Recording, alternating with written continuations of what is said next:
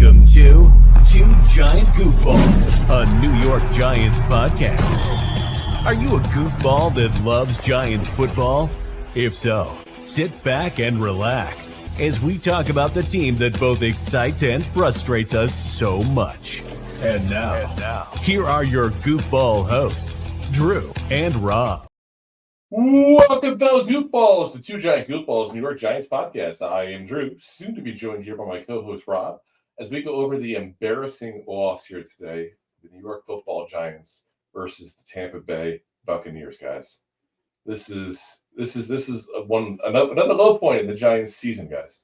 Just when you think things can't get lower, we go into this game with a little bit of optimism. You go into it with going, okay, well, we've got the new quarterback with Tommy DeVito now starting in case of, New York Giants scapegoat Daniel Jones. And, I get the optimism. Daniel Jones was not a good quarterback. And you go, okay, at least somebody knew it's at least something. We can go, okay, at least we moved on to see some DJ. But yeah, it's a little bit different, but the same old result basically at that point. That's where we're at. Giants lost today, an absolute embarrassing loss, 30-7, guys, 30-7, and I can't look at this game with much positivity, but I'm going to try to give you some positivity, guys. I really will, because there's nothing 100% negative, but this is about as close as it gets, guys. Point blank, this is about as close as it gets. You look at all the negativity in this game. The defense just let Baker Mayfield do whatever he wanted to do the entire game. We were outcoached, point blank, in this game. Brian Dable made some very, very massive mistakes, especially with play calling. The offense was just non-existent basically for the entire first half of the game, guys. So, let's get right into it, talking about what is really the story of the game here, and that's Tommy DeVito. Tommy DeVito comes to this game. He's the change of pace guy. He's the new face. He's the guy who was the spark plug, as Brian Dable called him, as they made the switch. And again, it's the right move to make the switch. I stand by that decision. Like that was the right move for this franchise to make. It was an embarrassment the way they did it to DJ. I'll still stand by that as well. But it was the right move to make the switch. So they go ahead and make the switch over to Tommy DeVito, who, like I said, spark plug last year, as Dable said there, was 3-3 as a starter, had a couple of decent games there. Guys, the first half, he didn't do a damn thing. Like, I think 30 passing yards the first half. And, some of it was definitely some rust. Some of it was definitely some nerves, probably. You also look at the fact that Jermaine Illuminor got hurt in this game. Chris Hubbard came in at left tackle. So you have Evan Neal and, Chris Hubbard back-to-back. Their back tackles there in this whole thing. And he got a lot of hit on him there. A lot of times he got hit. Some of the sacks were on him, though, for holding the ball too long. Again, it was a problem DJ had too as well, so it's not a knock on him as much as a consistency for the Giants here. But yeah, just couldn't get a damn thing going. Now, the second half, he finally got stuff going. Ends up in the game 16-24, 100 I should maybe refresh this. I was on the live game we're doing there when we do the play-by-play. So it ends up at that point in the game, let's see here, 21 of 31, 189 yards on the game. Now, it's hard to say how good his second half was, though, for two reasons. One, his first half was just that bad. And two, you go back to his second half and go, well, how much of that was the Bucs allowing it? At this point, when he started doing his thing, the Bucs were already up 23-0. You think the Bucs were in heavy, stop Tommy DeVito at all costs kind of mode? Of course they weren't. That'd be ridiculous to think that. The Bucs were at that point were just trying to sneak out with the win at that point. I don't mean sneak out your close, but I mean sneak out don't get anybody injured, just prevent defense, and they had no respect for this offense at that point. But he did get some things going, at least in the second half there. Started focusing a lot more on Malik Neighbors, who was had not a single catch the first half. And slowly but surely, he's got everything going. But again, you were hoping for a spark with DeVito. There was no spark. There was absolutely no spark whatsoever.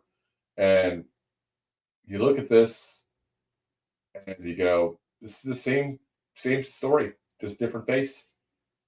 It's almost like when when a TV show recasts somebody and we're supposed to act like we don't notice the difference. That's what basically happened. This is Becky number 2 from Roseanne, basically. Like this, nothing has changed. It's the same story.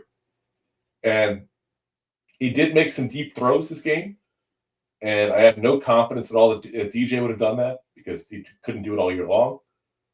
But in the end, Tommy DeVito is not a starting quarterback in this league, guys. We said that from the get-go. All we're trying to see here is that Tommy DeVito can be a decent backup in this league. And just based on this game alone, and he'll have other chances, obviously, to say otherwise. Based on this game, then you got to say no. He's a guy who's a free agent at the end of the year. A guy who literally you have to figure out what you're going to do with at the end of the season. And if it continues this way, it's going to be stopgap, going to move on, clean the QB room out entirely, and start fresh and new next year. Because you can't deal with these kind of performances and sit there and say, oh, this is a guy who could be a backup. This is a guy who could win you some games potentially.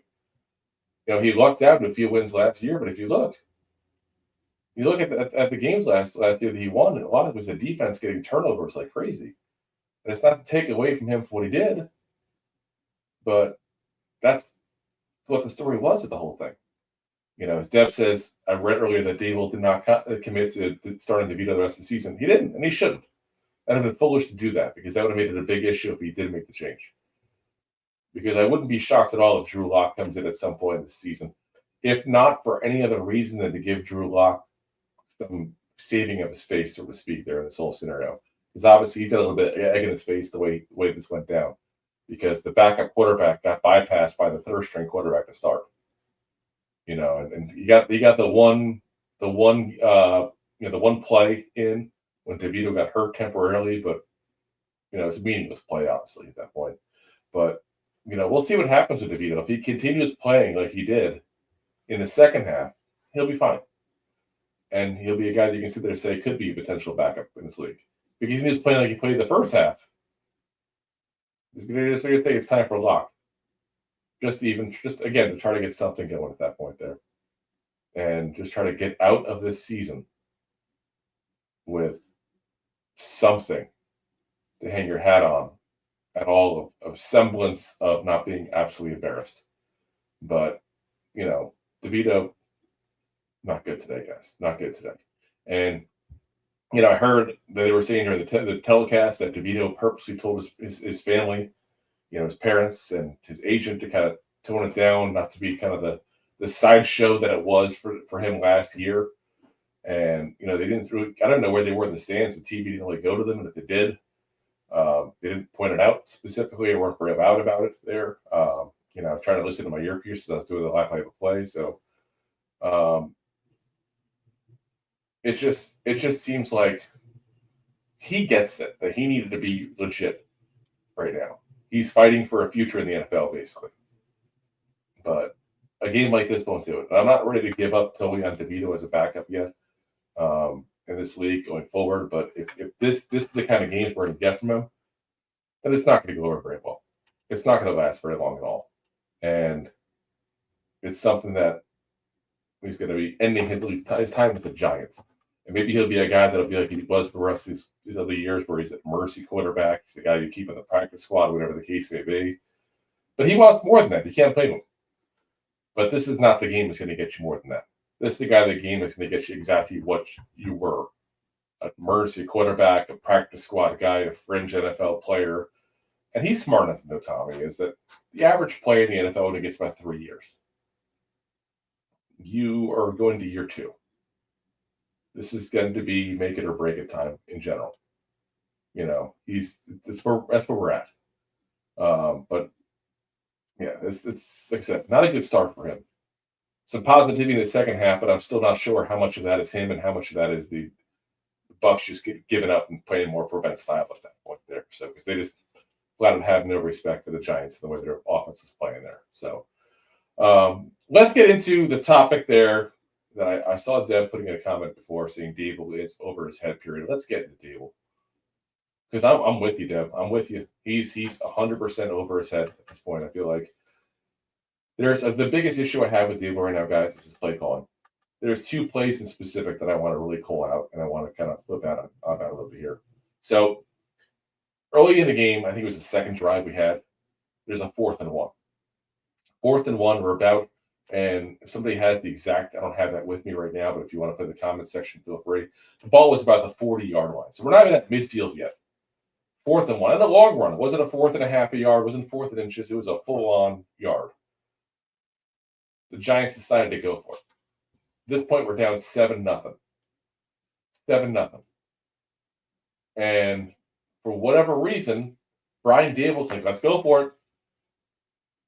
You got a rookie quarterback in. I'm sorry, rookie quarterback. Sorry, you got a third-string quarterback basically in there. You got, an offense that looked really bad for the first, couple plays, minus 1 long run in the very first play by Tyrone Tracy Jr. And you decided to go for it on 4th and 1 when the defense had already given up a touchdown the first time the Bucs got the ball. And if you don't make it, you're going to give the defense a really bad field position to try to stop them from scoring again. And I said they decided to go for it. Now, that alone makes no sense whatsoever. Absolutely no sense. It's a stupid move. Should never happen. But they go for it. What do? You got a rookie running back that does 5 yards of carry on average. You have a somewhat mobile quarterback in there. And then what do? You have Wan'Dale Robinson come around, do an end around, try to run for a yard. Wan'Dale Robinson. That's the guy you decide to go with. That's absolutely ridiculous, guys. First off, end arounds we've had no luck with whatsoever. Absolutely no luck. But then you decide that you're going to do it with a guy on 4th and 1. And a guy that literally is 5'8", 183 pounds, guys. 5'8", 183 pounds. That's the guy you decide to do an end around in between the guard and the tackle on a 4th and 1 on a ridiculous play you shouldn't be going for 4th down on. And of course he doesn't get it. Of course he doesn't get it. Why would you not use your rookie running back who's averaging 5 yards a carry? That's what running backs are there for, to do these short yardage things. It's part of their game. It's part of what their system is. It's part of why you have a running back. Dable gets too cute at times for himself. He thinks he can be Mr. Fancy, do something cool. But go, look at that great play calling by Brian Dable. Look how fancy he is. You're not fancy. You're looking stupid, dude. Cut it out. Then you go to the first drive, that the Giants had that was good in that second half. And all of a sudden, the Giants are first and goal, their first time in the red zone, let alone at goal. And the Giants decide to go ahead and do another trick play. They got Tommy DeVito out there on the right side as a wide receiver, making a wildcat kind of formation there. They snap the ball directly to Tyrone Tracy. Tyrone Tracy hands the ball off to Devin Singletary, and they fumble the ball. Why the hell, in that scenario, when everything was going good, the Giants were finally driving the ball correctly? I didn't want to say everything go good. Everything go good on that drive. Clarify that, because the game's been a shit show from the whole time. But on that specific drive, everything was going well for the Giants finally, and they were finally moving the ball. And Dable got too cute for himself again. Decided he's got to go ahead and do a trick play. He's got to show his offensive prowess off. Got to do something fancy. And fumble. Ends all of the momentum. And anybody that's watching that game, first off, I feel sorry if you were. But anybody who's watching that game had to know that the Giants were going to score in that drive. Whether a field goal or touchdown, who knows? It was 1st and 5. First goal at the 5-yard line, guys. They were going to score something, get some kind of points to the board. And instead, Dable decides to do something stupid and loses it. Absolutely loses it. So, one of the biggest issues I have in this is 3 points right there given to the Buccaneers because of the field goal on that first, the 4th and 1 at that point. Thank God that Sean Tucker fumbled the ball and allowed the Giants to get out of there without giving up a touchdown. But that's 3 points he gave up. You take away what probably would have been a touchdown. It's the way the Giants are driving the ball on that second play. That's a 10-point swing, guys. 10-point swing. That puts the game in that scenario 20-17.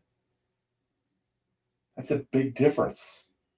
Now, in that scenario, that anything could have happened, whatever, blah, blah, blah. The Bucs could have done something different in the second half because they weren't up as big. The Giants could have done something different because they had more momentum. Who knows what would happen? But if you don't see how that's that important and that big of a deal to this game,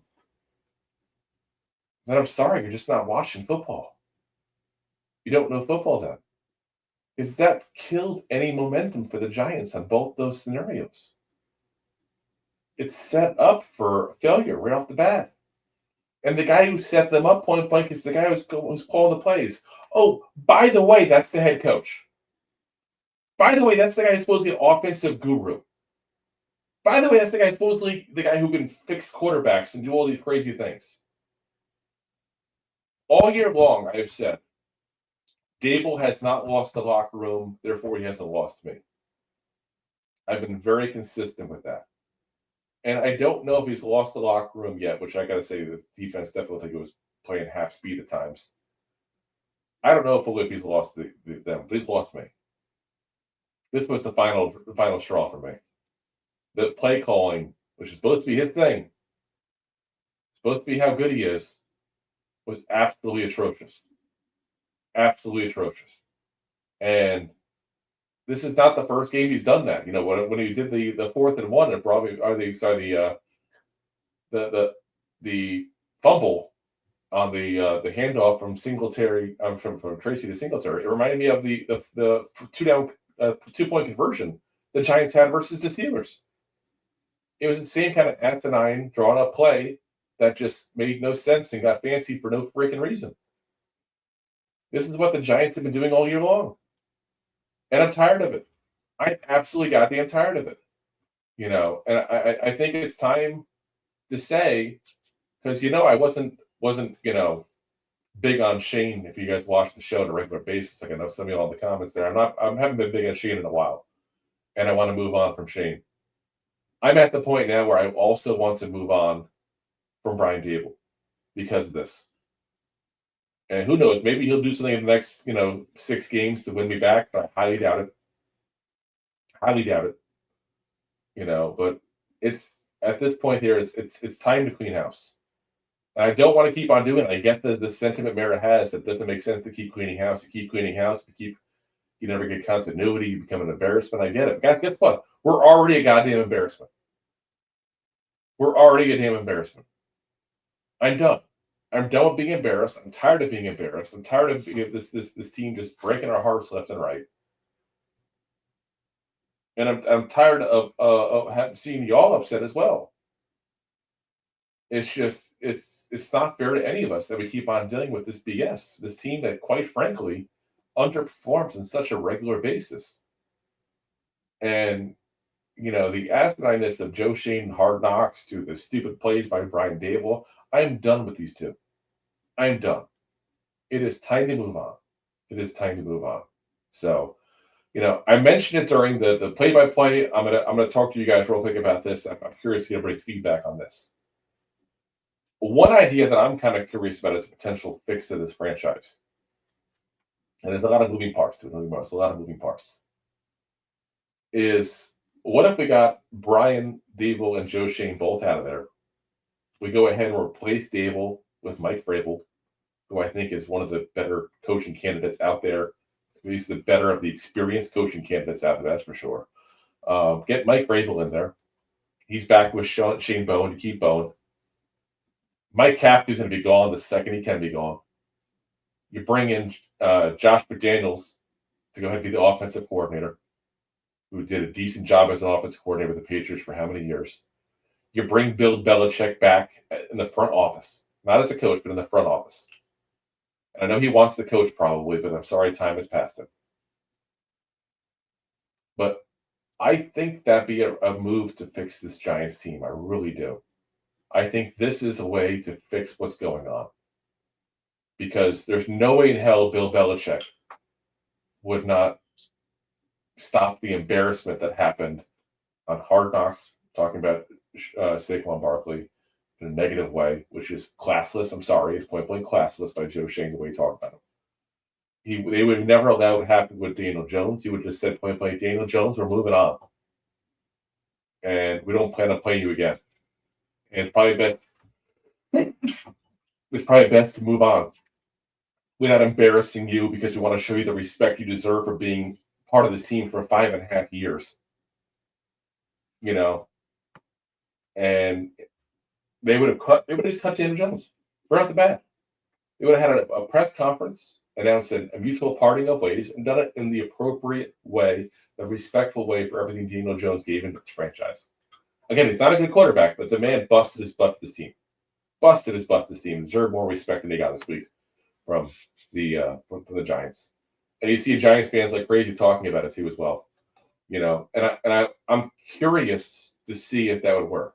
You know, as Connor says, but how good do you think Belichick would be as a GM? He was basically GM of the Patriots, but in the last years they sucked.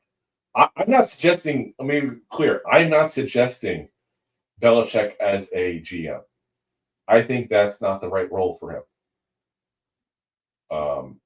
You know, I think that the right role for him is to be, you know, I think the right role for him is a spot, and appreciate Elephant pick there. Having mic issues, I didn't realize. Sorry. The right spot for him is to be more of like a president of this team, like a team president. At that point, let him be the guy that the GM reports to. I think that's the right spot for him. And I don't know if the Giants would be interested in that. I really don't. I don't know if Belichick would be. He wants to coach. But I think that's the right move to try to get his team up and running in a way that doesn't embarrass this team anymore, because he's not going to allow that to happen. Vrabel's a good coach as well. Josh McDaniels has been a good offensive coordinator. Shane Bowen has worked with Vrabel before. To me, all these moving parts work. All these moving parts would get us back to a spot where we're not embarrassed anymore by this franchise. It would give us a spot to be optimistic about it. And Bill Belichick loves his team, guys.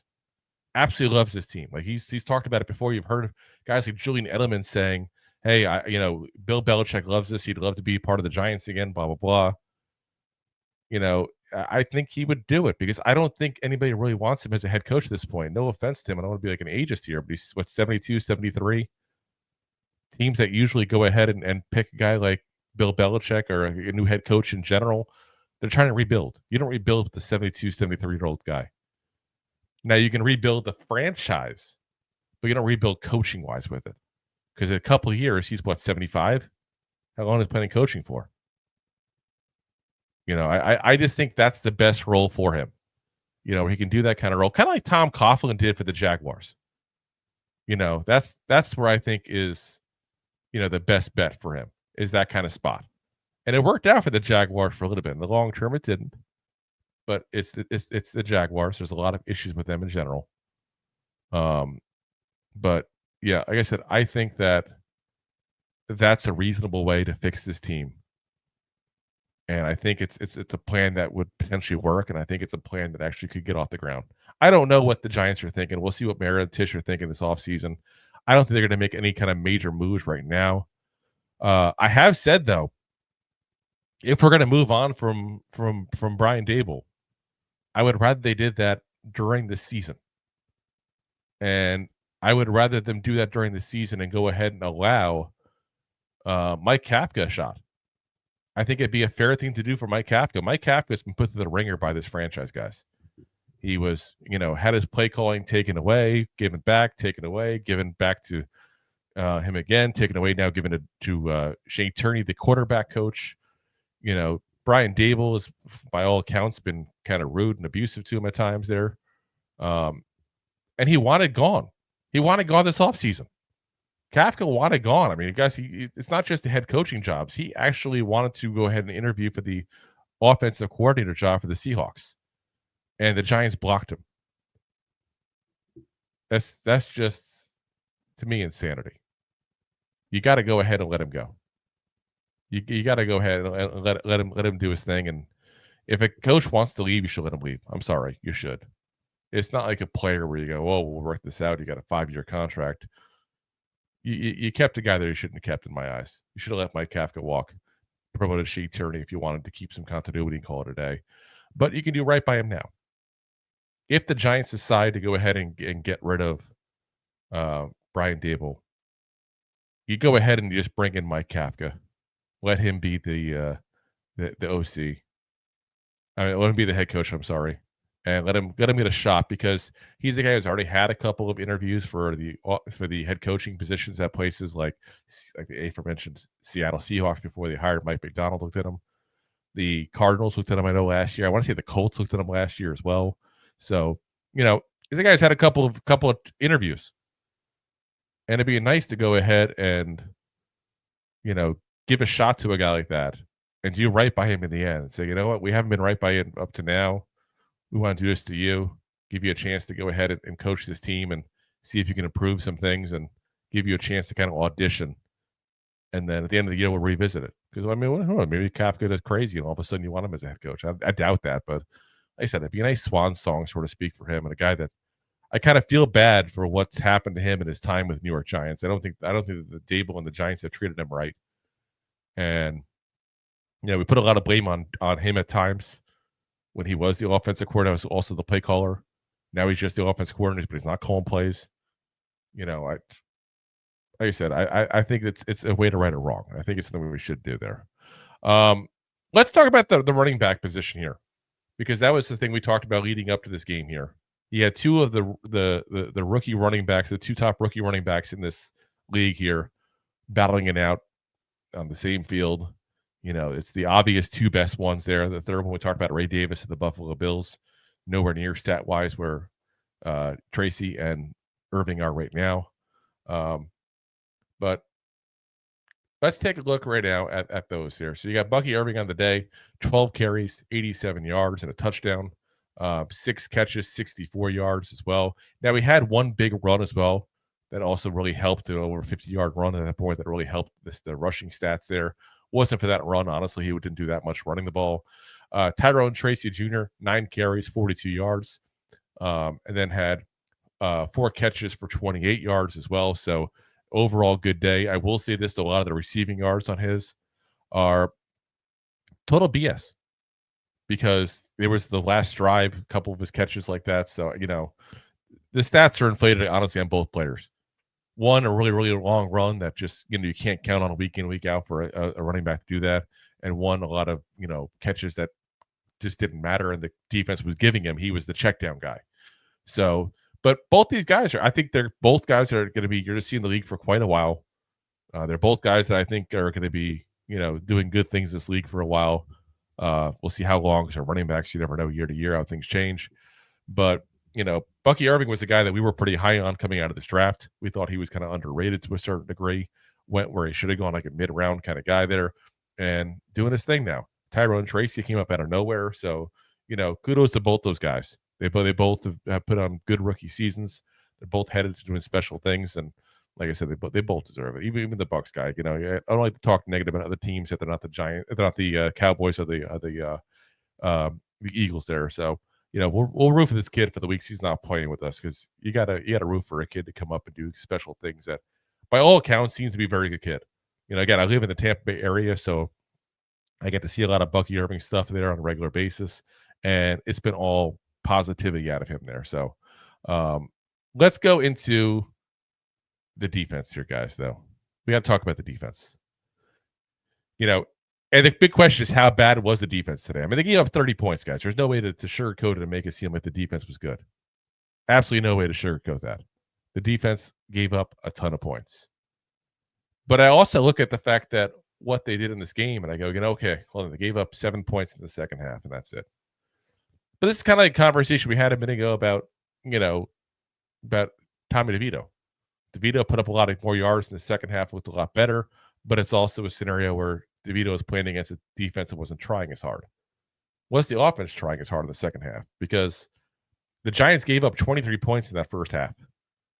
They only gave up 7 the second.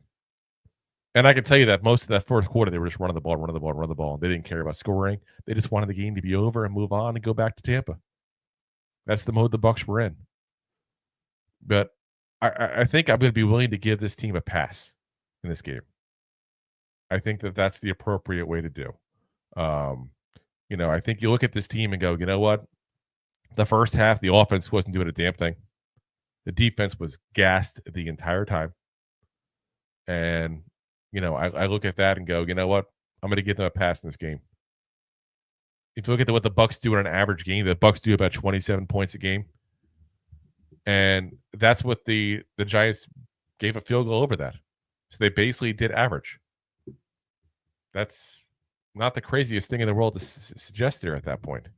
If you look at the time possession battle, the Giants defense was on the field for was 1 second shy of 34 minutes, guys. And the offense just 26 minutes on the field. This defense was gassed. Didn't have a chance. Now, did they give up a ton of yards? Yes. Could they stop the run? They were not too bad considering, especially if you take that 50-yarder out. Could they stop Baker Mayfield doing whatever he wanted? Nope. But that's what this Giants defense does. They're a bend but don't break defense. They give up an average points typically. Again, the Bucs average 27 points a game. We gave up just above the average of what the Bucs typically score a game. So I can't sit there and knock this defense whatsoever. What I can do is knock this offense for not scoring anything at all in the first half, getting just one touchdown in the second half against a horrendous Bucs defense. And if this offense had done a goddamn thing whatsoever, this defense wouldn't have put up 30 points. And I hate to 100% put it on the one side of the ball, but I'm going to in this case because it's the goddamn truth. If this offense had done anything whatsoever, then this defense wouldn't have put up 30 points. It wouldn't look nearly as bad as it was. But instead, this defense just point blank just couldn't stop anything. They were gassed. You saw them like huffing and puffing like you wouldn't believe the entire time. And it's not them being out of shape, guys. These guys they're professional athletes. They're all in good shape. It's not a conditioning issue. It's an issue of that no defense succeeds when they can't get off the damn field. And that they finally do make a stop, and then next thing you know, they're also, back on the field, a minute later because it's 3-and-out by the offense. Now, could they have improved? Yes. I'm not sitting there kissing the defense's butt. I'm not saying they were great. Deontay Banks had a horrible game. He looked absolutely horrendous this entire time. Mike Evans basically did whatever the hell he wanted on him. He was ecstatic when he stopped Sterling Shepard from getting a touchdown. Like, you beat the third, fourth receiver. You shouldn't be ecstatic. Like you just did the greatest thing ever. You did what you're supposed to do. You did what is expected of you. That's what you did. And then you look at the things going on with, the run game. They stopped the run game to a certain degree. Like I said, that's not horrible at that point there. Gave again 156 rushing yards, which is bad on paper. But again, you take out that one big run that Irving had, and it's not that bad. 3.1 yards a carry to Rachaad White, 0.8 yards a carry to Sean Tucker. Baker had a good game running the ball, but that's on the pass rushers not staying in their lanes more than the run defense. That one running play made the big difference for a team that has to be able to stop the run all year long. And then, like I said, you throw into the fact that the Giants just couldn't stop the receivers. Mike Evans, 5 catches, 68 yards. Could have had probably 100, 200-yard kind of game if they wanted him to. They just didn't have to go that route. Anytime he was, they wanted to get him the ball, they just did. He was wide open the whole time. There was some drops even. Like Kate Otten had one of the big drops there. You had the one big catch he had for 30 yards. You had the 26-yarder by Peyton Durham. So both the tight ends will also get in the action there too as well. But like I said, wasn't as bad though on the defensive side because of what they were going against. So I'm not going to go ahead and totally trash them. What I'm going to trash, I'm going to trash the offense again for doing nothing. I'm going to trash Brian Daboll and his crappy play calling. And I'm going to say it's time for the Giants to clean house, guys. It's time for the Giants to move on and say, no more. We're done being embarrassed, and it's time to move on with the new regime because this regime, it's all they've done. So let's get your comments here real quick, guys. So Anthony kicks us off with, guys, this is depressing. And yes, it is. And actually, I'm sorry. Before we get into the rest of the comments here, let me pay the bills real quick there, and then we'll get your guys' comments there. So. Enjoying the show? Looking for more goofball action? Consider a membership at buymeacoffee.com/2giantgoofballs. Memberships start at just $5 and give you additional goofball access. One-time support payments also available starting at just $3. buymeacoffee.com/2giantgoofballs. All righty, guys. Let's get back into those comments stuff. But do remember, as always, that we do shoot every Monday, Wednesday, Thursday, 9 p.m. Eastern Standard Time on YouTube, Facebook, Twitch, and of course, Rob's favorite, my LinkedIn profile as well. And of course, we're on all the audio podcast platforms as well the next day. It's Apple, Spotify, iHeartRadio, Amazon, Pandora, all the big ones there. And of course, if you want to support the show beyond the Buy Me a Coffee, you can also support the show by sending a super chat here through YouTube or also on Facebook as well. You can send stars as well. So, but the best way, honestly, guys, hit the like, hit the subscribe, hit the share, tell a friend about the show there. All right. So next up, we got Deb with, you got your swag back on again. Like I said, I was going to this game optimistic, Deb. I really was. I was hoping for something positive. Didn't happen, but I was hoping. Let's see. As Deb says, I have no words or thoughts for this. It's beyond my comprehension. Yeah, I'm at the point where I'm numb to it. Is that what you all are at? See, like, I'm numb to this. Like, I'm just at the point where nothing surprises me, nothing shocks me to the point where it upsets me anymore. It's just like, oh, Giants lost again. Giants suck again. Just regular. That's what it's been. Deb says another ill-prepared team by Daboll. Yeah, I mean, some of it there, but honestly, I think the play calling is more than the lack of preparation. But yeah, I mean, I'm done with Daboll. I'm done. Let's see here. His BLK Freezy TV said, "What's up, Drew? What's up?" And says it's worse than they thought it would be. Yeah, it's bad. It's definitely gotten really bad. As Deb says, Daboll is over his head, period. Yeah. Anthony says, are we going to be surprised if Daboll is fired before Thanksgiving, despite Mara's promise to not fire him? I'd be shocked if he fired him right now. I really would. I think you got to give it another week or two before you go ahead and do any firings on Daboll, just because you got to give him a chance to see fully how much of it was him and how much of it was, was on Daniel Jones. You got to see that mixture there. As Anthony also comes in with a super chat of 909. Appreciate it, man. Thank you very much for your support in the show.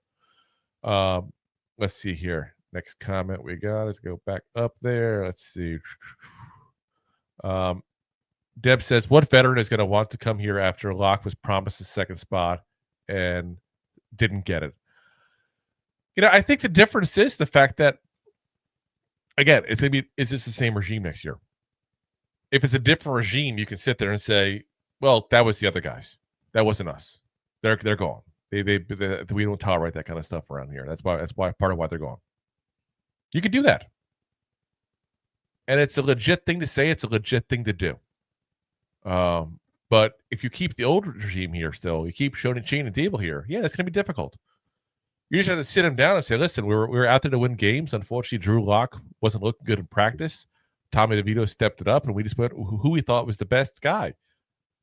And you can also flip that and say, you know what, that's what we do. We put the best guy out there. So, if you're coming as a backup and you're beating the guy out that's a starter, you might have a chance to take his role, whereas other people might be less prone to do that. We've shown we're willing to do that. So you can spin it as a positive too as well, I think, to a certain degree. But it's not going to be easy. It depends on who believes and doesn't believe on that there. Connor says, get Rex Ryan and Tannenbaum if Jets don't want them.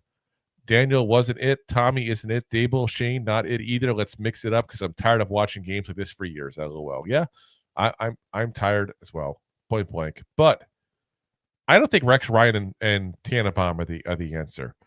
Guys, when you have a guy out there publicly begging for a job, which is what Rex Ryan has been doing, publicly begging for a job, that just tells you nobody wants him. If nobody wants him, should we want him? Just be honest. Like, if nobody else wants this guy, should we want him? How long has Rex Ryan been out of the league now? They say that time does pass coaches by, and I do think that's a scenario potentially with Rex Ryan. It's been quite a while since he's been in the league. So 2016 was last time as a coach, let alone a head coach. 2016, guys. And now you're looking at 8 years later, 9 years later, you want to be the head coach again? I just don't think that's the route to go. I don't. I think his time has passed him. I think if he wanted to be a head coach again, he should have stayed in the coaching ranks instead. And I'm not knocking him when I say this, but instead, he went to ESPN and decided to get into talking because I paid him decent to do it. He's an entertaining guy to watch, listen, talk about things, even though he's got some weird plastic surgery going on lately where he kind of looks like Jack Nicklaus as the Joker lately. But like you said, I'm not going to blame the guy for that. But if you wanted to coach, Rex, you should have stayed in coaching. You've left, and you left for too long. Connor says, is that Deb? Let's get John Gruden. Now, John Gruden is a different scenario. John Gruden is just an offensive guru overall. What I'm just curious about, though, is everything that happened with him in the emails and saying the things he said. Like, don't get me wrong, I think the NFL is out to get him. They wanted him to be the fall guy, so to speak, for everything going on in Las Vegas at the time. That being said, his emails were still his emails. I have to go back and look at him. It's been a couple of years since I've looked at that story, and I can't remember exactly what he said, but I remember he said some things that weren't exactly kosher, to put it nicely. And if it's a bigoted or racist or homophobic thing, that's not a guy I want with our franchise, point blank. If it was things that were potentially taken as that but weren't that, then there's that gray area. But like I said, I remember there was something he said. I'd have to look it up. That's not the day for that there. Like I said, we were talking about during the play-by-play. We'll probably have a show here coming up, potential guys to replace Joe Shane and potential guys to replace Brian Dable. So that'll probably come up during that topic there. So let's see here. As everything moving past here. Let's see. Oh, I lost my place entirely where I was at there. There we go. Jeb says, I don't think we have to worry about tanking. We're doing it anyway. Yeah, we kind of are doing it on his own. Kind of doing it on his own there.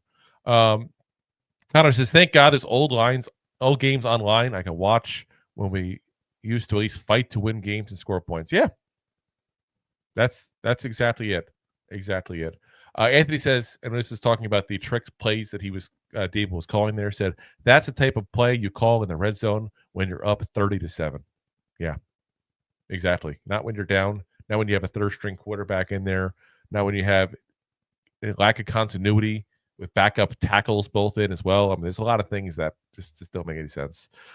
Connor says, I was hoping Tommy play good and at least give us a game on Thanksgiving. They will rename this and Turkey Day as Ass Flipping Day.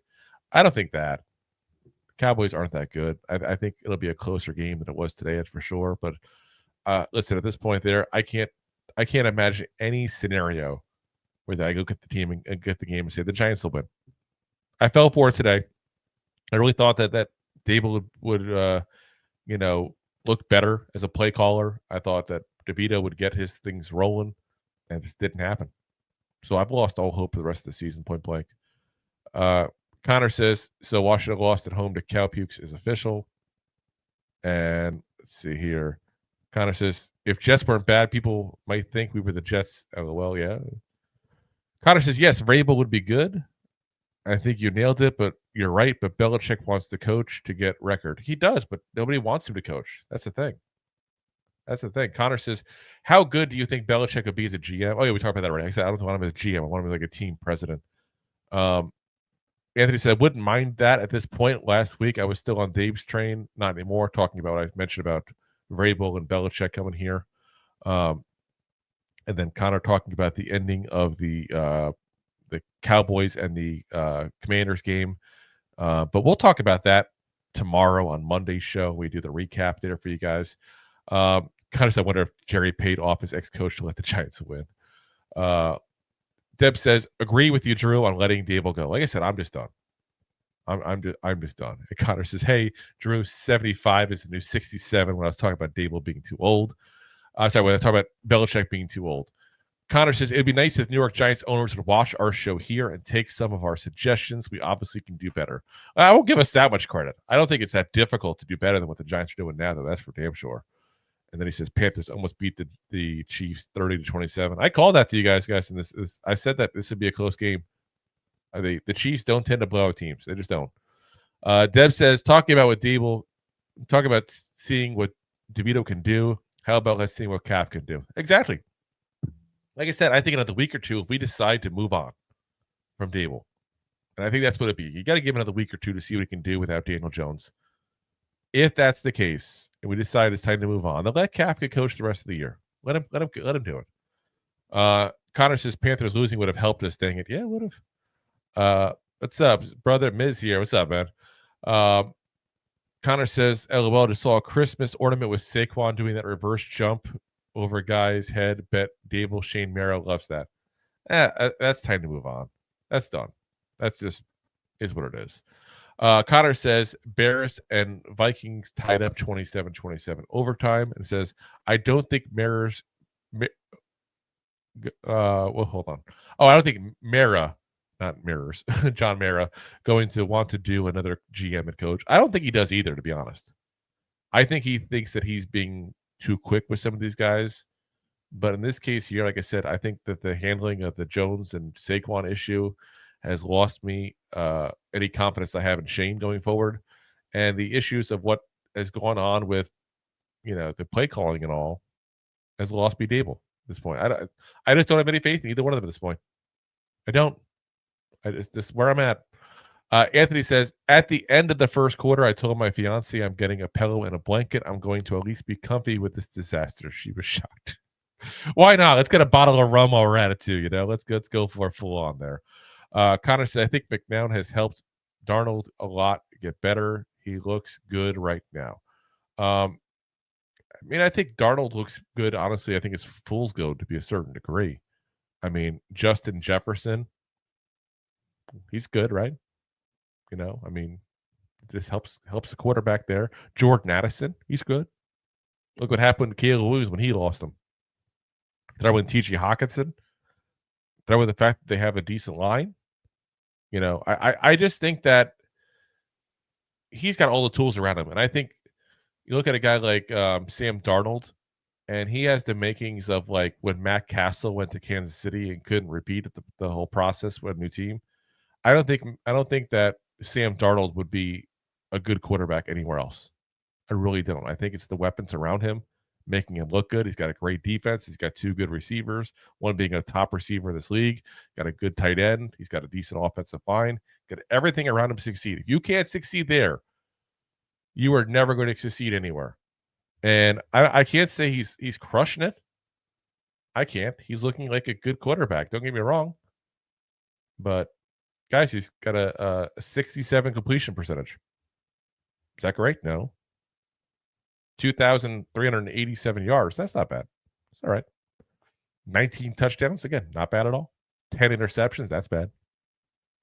Like I said, I'm not big on him. I'm really not. I just swear I'm at. Connor says, in regards to Rex Ryan, of course, he got labeled, but you can't deny he'd bring a great defense and he'd probably get himself a good offensive coach. It's not begging, it's desire. If it's desire, though, why not get a coaching job 5 years ago then, Connor? Like I said, I feel like it's begging. I don't think anybody wants him to be a coach. I think they've moved on from Rex Ryan.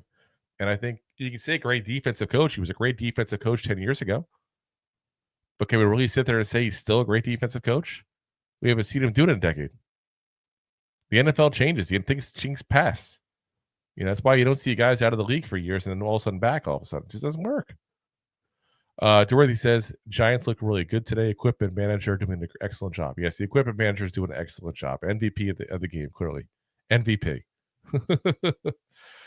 Well, like I said, another embarrassing loss there, guys. That's where we're at. It's that time to tear it all down. That's where we're at. Time to tear it all down. There's bones there on the roster. There's bones. And I'll give Shane the credit for a great draft class. There's bones from the Gettleman era. Andrew Thomas, part of the Gettleman era. So, it's not all barren there, but I just don't trust these two anymore. Connor says, what's the deal with Hyatt? He sucks. Point blank, he sucks. Talked about during the live play-by-play. There was a lot of talk about, giving more playing time to some of the young guys to give them a chance to see what they got with them. And I'm done with them. Absolutely done with Hyatt. I think he's a again, I said it on the show, and on the play-by-play show, and I'll say it this way here as well. It's not a waste of a pick. This is a guy who a lot of people had as a late first-round talent. We got him in the third round. Granted, we had to trade up to get him, but we got him in the third round. But, you went ahead and took a shot in a kid that some people thought was a late first-round pick when you got him in the third round. I can't knock that. It's just he's not good. It's not. So, Deb says, would you re-sign Kayvon? I don't know right now. I really don't know right now what I would do with Kayvon Thibodeau. I have to look at what his fifth-year option is, but I probably would pick that up and give him another year or two to see what he develops into and take it from there. I mean, he's a guy who I had high hopes for coming out of college, and I still think he's a good player. I just don't think at this time he's a great player. And he thinks he's a great player, I think, which means he's going to want to get paid like one. We already overpaid for Brian Burns, guys. He's not a $30 million guy. He's a $20, $25 million guy. So you don't make the mistake of re-signing a guy who also you might have to pay him more than he's worth. So, like I said, I would kick that can down the road. I'd pick up the fifth-year option, keep him for another year or two before you talk about even re-signing him. Say, listen, you were injured last year. You didn't do that much. You had a good year the year before, but you also had a high conversion to, getting in the backfield to getting to the quarterback, and see what happens. See what you do the next year, and we'll revisit at the end of the year. And if not, you can always, trade him if he's that upset about being on the fifth-year option. Somebody will take him. Dorothy says, is Drew Phillips the best player on the team already? No. Malik Neighbors is, guys. And the scary thing is, after him, you got Dexter Lawrence, probably number 2. Though I can make the case he's number 1. In fact, I'm kind of flip-flopping in my brain right now which one's number 1, number 2. But let's say 1A, 1B for those guys, tied for 1. It's hard to judge because one's an offensive player, one's a defensive player. But Neighbors has obviously been hampered by the quarterback play on this team. But he's a guy who easily is a top flight receiver in this league. But yeah, I would say probably a tie for 1. We'll say Dexter Lawrence and Malik Neighbors. Number 2 is probably Tyrone Tracy Jr. at this point. Number 3, I would say, is actually, I don't know, but Andrew Thomas. I got to keep him in there. I would probably put number 4 at Brian Burns. And then I would probably bring Drew Phillips there. He's probably the top 5, as scary as it sounds right now.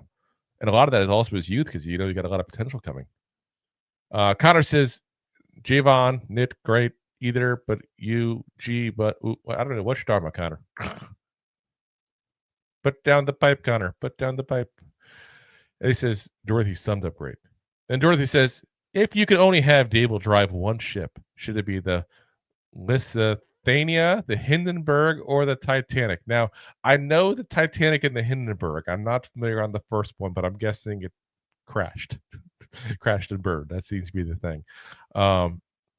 So, yeah, I'm going to say I think that he, based on what's going on right now, would not change anything at the outcome of those 3 scenarios. As Deb says, LOL. Dorothy and Connor says, wow, Dorothy, you're bringing it today. Listen, at least we're gonna have some fun with the scenario. If we're gonna lose, we're gonna be embarrassed. Let's have some fun with the scenario, you know. Like I said, it's they had to cry at this point, and I don't feel like crying. So, so guys, that's gonna be called a day for the show here today. Actually, 1 second here. Antoine Roca comes in. That effing Wildcat call would have to be his last call after the season, because what in the F was that? And this has to be a one and done for Shane Bum, but Bowen, he has to go. Again, I'm not going to blame the defense because of what they had to deal with this offense, because they're playing a really great offense as well. Again, the Bucs scored 27 points a game. Usually we give up 30. Giants defense couldn't stay off the field because the offense couldn't stay on the field. So I'll give the defense a pass, but I'm 100% with you on Dable. That play killed it for me right there. That was the play that put me over the edge where I just don't want Dable anymore either. I'm done. It's time to move on. Guys. Speaking of moving on, though, guys, we're gonna call it a night here. Back again tomorrow. Give you the post game final notes there. So I'm sure we'll have a couple of stories from this game as well to talk about tomorrow, and of course we'll run down all the games there. Of course, run all the games this week here, week 12.